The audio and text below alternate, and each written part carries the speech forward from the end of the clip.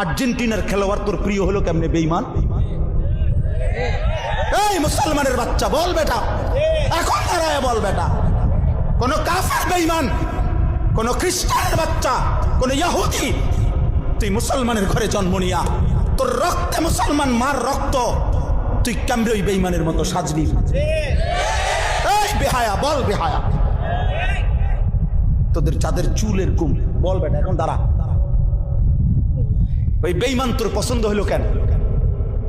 তোর রক্ত ইসলাম নাই বেটা, তোর মা মুসলমান না, তোর বাপ মুসলমান না বেটা, তোর দাদা দাদি মুসলমান না, ওরা সব বোকা, তুই চালাক হয়ে গেছ বেটা,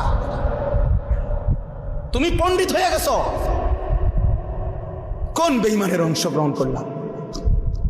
কেন সাজলা বেঈমানের মতো? তোমার নবী নাই, তোমার রাসূল নাই, তোমার আল্লাহ নাই, তোমার নবী সাল্লাল্লাহু আলাইহি সাল্লাম চুল রাখে নাই? কথা বলে না কেন? আল্লাহর নবীর চুল ছিল কিনা? নবীজির চুল মোবারক ছিল কিনা? তিনি চুল রাখতেন কিনা? তো তিনি কেমনে সাজলেন? এটা আমার পছন্দ হয় না কেন? নবীর সাহাবী সোয়া লাখের চাইতে বেশি সাহাবী, লক্ষের চাইতে, ওনাদের চুল ছিল না মাথায়? তো ওনাদের চুল কেমন ছিল তার কোনো বর্ণনা নাই কিতাবে? তো তুমি দেখো না এটা? তোমার ধর্মকে তুমি এত বড় বেইজ্জতি করলা কেন?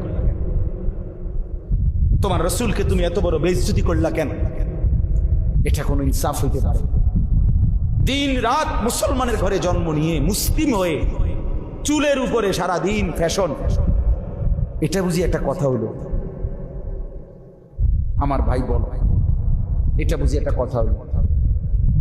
তোমারে বুঝি আল্লাহ বানাইছে শুধু এই সারাক্ষণ চুল এটার ফ্যাশন করবা, বিভিন্ন মডেলে চুল কাটবা, এই নিয়ে ব্যস্ত থাকবে? এত ফালতু কাজে আল্লাহ মুসলমানকে বানাইছে?